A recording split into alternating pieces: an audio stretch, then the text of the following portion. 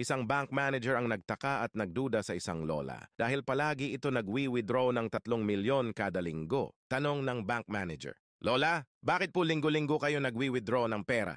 Ano ho bang trabaho nyo?" Sumagot yung lola, "Wala ho, napalanunan ko lang ito sa pustahan." Di naniniwala ang bank manager. "Ano ho bang pustahan yan?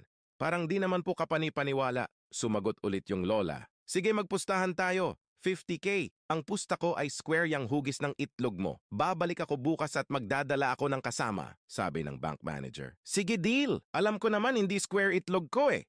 "Malalaman natin bukas," sagot ng matanda. Kinabukasan bumalik ang lola at may dalang kasama. Hinubad na ng bank manager ang kanyang pantalon. At hindi hugis square ang itlog nito kaya binigyan ng lola ng 50K ang manager. Sabi ng bank manager, "Paano ho kayo nagkakapera dun talo naman kayo?" Bumulong yung lola, "May pustahan din kami nitong kasama ko. Sa halagang 500K, ipapakita mo ang itlog mo sa amin."